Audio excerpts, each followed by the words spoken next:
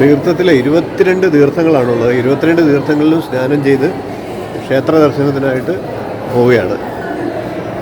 കിഴക്കേ നടയിൽ കൂടി ക്ഷേത്രത്തിനകത്തേക്ക് നമുക്ക് യാത്രയാകാം. ക്ഷേത്രത്തിലെ തീർത്ഥക്കിണറുകളിലെ ജലത്തിൽ നമ്മുടെ പാപങ്ങളും ദോഷങ്ങളും എല്ലാം കഴുകിക്കളഞ്ഞുകൊണ്ട് നമുക്ക് ക്ഷേത്ര ദർശനത്തിനായിട്ട് യാത്രയാകാം. തീർത്ഥയാത്രയിലെ ഇന്നത്തെ എൻ്റെ വീഡിയോയിലേക്ക് ഏവർക്കും ഹൃദ്യമായ സ്വാഗതം. അത്യപൂർവമായിട്ടുള്ള ദൃശ്യങ്ങളിലൂടെ വീഡിയോയിലേക്ക് കിടക്കാം. അതോടൊപ്പം ചാനൽ ഒന്ന് സബ്സ്ക്രൈബ് ചെയ്യാൻ കൂടി ഓർമ്മിപ്പിക്കുകയാണ്. നമുക്ക് ക്ഷേത്രത്തിൻ്റെ ഐതിഹ്യവും പ്രാധാന്യവും എല്ലാ വിശേഷങ്ങളും പങ്കിട്ടുകൊണ്ട് ക്ഷേത്രത്തിന്റെ ദൃശ്യങ്ങളിലേക്ക് കടക്കാം. രാമേശ്വരം രാമനാഥസ്വാമി ക്ഷേത്രം തമിഴ്നാട്ടിലെ രാമനാഥപുരം ജില്ലയിൽ രാമേശ്വരം ദ്വീപിനുള്ളിൽ സ്ഥിതി ചെയ്യുന്ന പ്രസിദ്ധമായ ശിവക്ഷേത്രമാണ് രാമനാഥ സ്വാമി ക്ഷേത്രം. ശ്രീരാമൻ ഇവിടെ വെച്ച് രാമരാവണ യുദ്ധത്തിൽ താൻ അറിഞ്ഞോ അറിയാതെയോ ചെയ്തു പോയ പാപങ്ങളുടെ പരിഹാരത്തിനു വേണ്ടി ശിവനോട് പ്രാർത്ഥിച്ചു എന്നും വിശ്വസിക്കപ്പെടുന്നു. അതിനാൽ രാമേശ്വരം എന്ന് പേര് വന്നു. ഈ ക്ഷേത്രം ഇന്ത്യയിലെ 4 മഹത്തായ ഹൈന്ദവ ക്ഷേത്രങ്ങളിൽ 4 ധാം 4 ക്ഷേത്രങ്ങൾ എന്ന് പറയുന്ന മഹത്തരമായ ക്ഷേത്രങ്ങളിൽ ഒന്നായിട്ട് കണക്കാക്കപ്പെടുന്നു. കൂടാതെ 12 ജ്യോതിർലിംഗങ്ങളിൽ തെക്കേ അറ്റത്തുള്ള ക്ഷേത്രവുമാണ്. വിഷ്ണുവിന്റെ അവതാരമായ ശ്രീരാമൻ പ്രതിഷ്ഠ നടത്തിയ ശിവക്ഷേത്രമായതിനാൽ ശൈവരും വൈഷ്ണവരും ഒരുപോലെ ഈ ക്ഷേത്രത്തെ കണ്ടുവരുന്നു. ലോകത്തിലെ ഏറ്റവും വലിയ ഇടനാഴിയുടെ പേരിൽ പ്രസിദ്ധമാണ് ഈ ക്ഷേത്രം. ഇടനാഴികളിലൂടെ എത്ര ചുറ്റിത്തിരിഞ്ഞാലും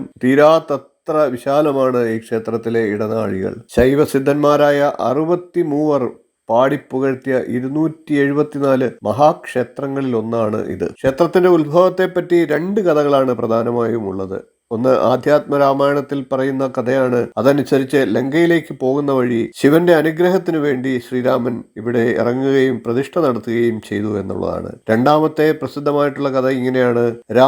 രാവണ യുദ്ധത്തിന് ശേഷം രാവണനെ വധിച്ചതിന് ശേഷം പുഷ്പക വിമാനത്തിൽ പത്നിയായ സീതയോടും അനുജനായ ലക്ഷ്മണനോടും കൂടി പുഷ്പക വിമാനത്തിലേറി ജന്മനാടായ അയോധ്യയിലേക്ക് യാത്ര തിരിച്ചു. ഹനുമാൻ, വിഭീഷണൻ, സുഗ്രീവൻ, അംഗദൻ തുടങ്ങിയ പ്രമുഖർ അവരെ അനുഗമിക്കുകയുണ്ടായി. മാർഗമധ്യേ താൻ പണിയിച്ച പാലം കാണാനിടയായ ശ്രീരാമൻ രാവണവധത്തെ തുടർന്ന് തന്നെ ബാധിച്ച ബ്രഹ്മഹത്യാ പാപത്തിന് പരിഹാരമായി ശിവപ്രതിഷ്ഠ നടത്താൻ തീരുമാനിച്ചു. ഉടനെ പുഷ്പക വിമാനം നിലത്തിറക്കാൻ അദ്ദേഹം ആഹ്വാനം ചെയ്തു. തുടർന്ന് വിമാനത്തിൽ നിന്നിറങ്ങിയ ശ്രീരാമൻ പ്രതിഷ്ഠയ്ക്ക് ഉചിതമായ ശിവലിംഗം കൊണ്ടുവരാൻ രാമഭക്തനായ ഹനുമാനെ പറഞ്ഞുവിട്ടു. ഉചിതമായ മുഹൂർത്തം അടുത്തു വരുന്നതിനാൽ പ്രതിഷ്ഠ അപ്പോൾ തന്നെ നടത്തണമെന്ന് ശ്രീരാമൻ നിശ്ചയിക്കുകയും മുഹൂർത്ത സമയമായിട്ടും ഹനുമാനെ കാണാതായപ്പോൾ പ്രതിഷ്ഠ നടത്തുകയും ചെയ്തു. ശ്രീരാമൻ മണൽ കൊണ്ട് ഒരു ശിവലിംഗം ഉണ്ടാക്കി ആ വിഗ്രഹമാണ് പ്രതിഷ്ഠിച്ചത്. ഉടനെ തന്നെ ശിവലിംഗവും കൊണ്ട് മടങ്ങിയെത്തിയ ഹനുമാൻ ഈ കാഴ്ച കണ്ട് ദുഃഖിതനായി. ഭഗവാൻ തന്നെ വഞ്ചിച്ചു എന്ന് തോന്നിയ അദ്ദേഹം ശ്രീരാമൻ പ്രതിഷ്ഠിച്ച ശിവലിംഗം വാലുകൊണ്ട് തകർക്കാൻ ശ്രമിച്ചെങ്കിലും മഹാബലവാനായ ഹനുമാൻ സ്വാമിക്ക് പോലും ആ പ്രതിഷ്ഠ ഒന്നിളക്കാനായില്ല. പ്രതിഷ്ഠയുടെ മഹാത്മ്യം മനസ്സിലാക്കിയ ഹനുമാൻ തന്റെ ശിവലിംഗം അതിന്റെ സമീപത്ത് തന്നെ പ്രതിഷ്ഠിച്ചു. ഭക്തനെ ആശ്ലേഷിച്ച ശ്രീരാമൻ ഹനുമാൻ പ്രതിഷ്ഠിച്ച ശിവലിംഗത്തെയാകും ഭക്തർ ആദ്യം വണങ്ങുക എന്ന് പറഞ്ഞ് അനുഗ്രഹിക്കുകയും ചെയ്തു. ശ്രീരാമൻ ശിവപ്രതിഷ്ഠ നടത്തിയ സ്ഥലം രാമേശ്വരം എന്നും ശിവപ്രതിഷ്ഠയെ രാമനാഥൻ എന്നും അറിയപ്പെട്ടു തുടങ്ങി. ഹനുമാൻ പ്രതിഷ്ഠിച്ച ശിവലിംഗം വിശ്വനാഥലിംഗം എന്ന് അറിയപ്പെടുന്നു. ഇന്നും ഭക്തർ വിശ്വനാഥലിംഗത്തെ വണങ്ങിയാണ് രാമനാഥ ലിംഗത്തെ വണങ്ങാനായി എത്തുന്നത്.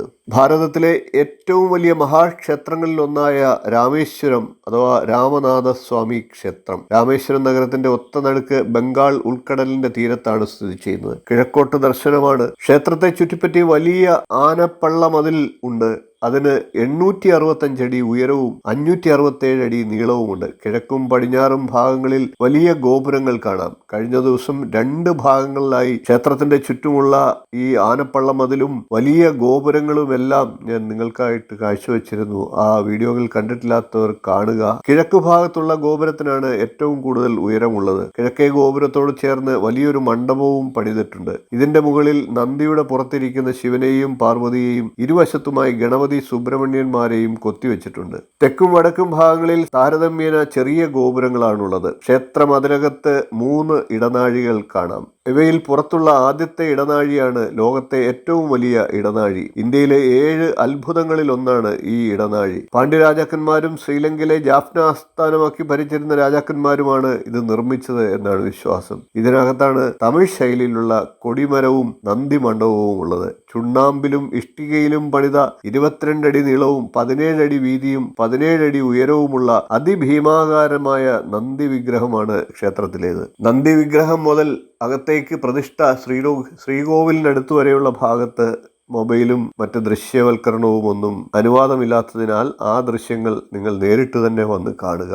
തമിഴ്നാട്ടിലെ നന്ദി വിഗ്രഹങ്ങളിൽ പൊതുവെ നല്ല വലിപ്പം കാണാറുണ്ട്. നന്ദി മണ്ഡപത്തിന്റെ ഇടതുഭാഗത്ത് 10 കൈകളോട് കൂടിയുള്ള ഗണപതി ഭഗവാനെയും വലതുഭാഗത്ത് വള്ളി ദേവസേന സമേതനായ സുബ്രഹ്മണ്യ സ്വാമിയുടെയും സന്നിധികൾ നമുക്ക് കാണാം. ഇവിടെ പ്രതിഷ്ഠിച്ചിരിക്കുന്ന ഗണപതിയെ ആനന്ദ ഗണപതി എന്നാണ് അറിയപ്പെടുന്നത്. അത്യുഗ്ര ദേവതയാണ് ഈ ഗണപതി മൂർത്തി. സുബ്രഹ്മണ്യ സ്വാമി ചതുർഭുജനാണ്. ഇവർക്കടുത്ത് തന്നെയാണ് തമിഴ്നാട്ടിലെ ശിവക്ഷേത്രങ്ങളിലെ സ്ഥിരം സാന്നിധ്യങ്ങളായിട്ടുള്ള നവഗ്രഹങ്ങളും കുടികൊള്ളുന്നത്. നന്ദിപ്രതിഷ്ഠ കടന്നാൽ കിഴക്കോട്ട് ദർശനമായി കുടികൊള്ളുന്ന രാമനാഥസ്വാമിയുടെ നടയിലെത്താം. ഐതിഹ്യത്തെ സാധൂകരിക്കും വിധം മണലുകൊണ്ടുള്ള ശിവലിംഗമാണ് രാമനാഥസ്വാമിക്ക്. ഹനുമാൻ വാലുകൊണ്ട് നടത്തിയ ബലപ്രയോഗത്തിന്റെ അടയാളങ്ങൾ ശിവലിംഗങ്ങളിൽ ഇന്നും വ്യക്തമായി കാണാം. കരിങ്കല്ലുകൊണ്ട് തീർത്ത ശ്രീകോവിലാണ് ഏകദേശം 3 അടി ഉയരം വരുന്ന രാമനാഥസ്വാമിയുടെ ശിവലിംഗം കുടികൊള്ളുന്നത്. ഇതിന്റെ താഴേക്കുടം സ്വർണം പൂശിയിട്ടുണ്ട്. രാമനാഥസ്വാമിയുടെ ശ്രീകോവിലിന് തെക്കു ഭാഗത്താണ്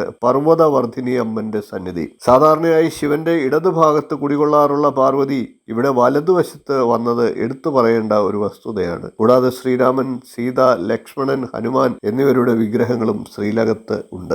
രാമനാഥസ്വാമി ക്ഷേത്രത്തിന്റെ വടക്ക് ഭാഗത്താണ് വിശ്വനാഥസ്വാമിയുടെ പ്രതിഷ്ഠയുള്ളത്. ഇതാണ് ഹനുമാൻ പ്രതിഷ്ഠിച്ച മൂർത്തി എന്ന് പറയപ്പെടുന്നത്. ആദ്യ പൂജ ഏറ്റുവാങ്ങുന്നതും വിശ്വനാഥസ്വാമിയാണ്. പ്രസിദ്ധമായ കാശി വിശ്വനാഥസ്വാമി ക്ഷേത്രത്തിലെ പ്രതിഷ്ഠയുടെ അതേ പേരാണ് പ്രതിഷ്ഠയ്ക്കുന്നത് ശ്രദ്ധേയമാണ്. വിശ്വനാഥസ്വാമിയോടൊപ്പം ഇടതുവശത്ത് പത്നിയായ വിശാലാക്ഷിയുമുണ്ട്.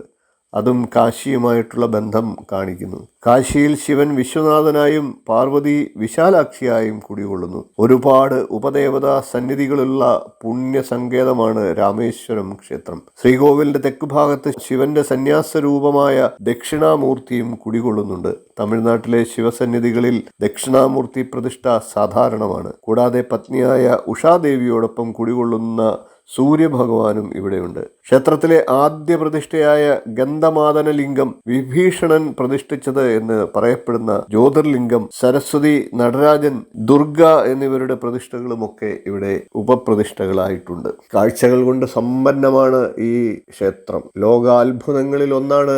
4 പ്രധാന ക്ഷേത്രങ്ങളിൽ ഒന്നാണ്. 12 ജ്യോതിർലിംഗങ്ങളിൽ ഒന്നാണ്. ഭൂമിയിൽ ജനിച്ച ഏതൊരു മനുഷ്യനും കണ്ടിരിക്കേണ്ട ഒരു സ്ഥലം തന്നെയാണ് രാമേശ്വരം രാമനാഥസ്വാമി ക്ഷേത്രം. ക്ഷേത്രത്തിന്റെ ഐതിഹ്യവും പ്രാധാന്യവും വിശേഷവും ഒക്കെ നിങ്ങൾക്ക് മനസ്സിലായി, നിങ്ങൾക്ക് പ്രയോജനപ്പെടുമെന്ന് വിശ്വസിക്കുന്നു. ഈ വീഡിയോ ഇവിടെ അവസാനിക്കുന്നില്ല. രാമേശ്വരം രാമനാഥ ക്ഷേത്രം കൂടാതെ രാമേശ്വരത്ത് നിരവധി കാഴ്ചകളുണ്ട്.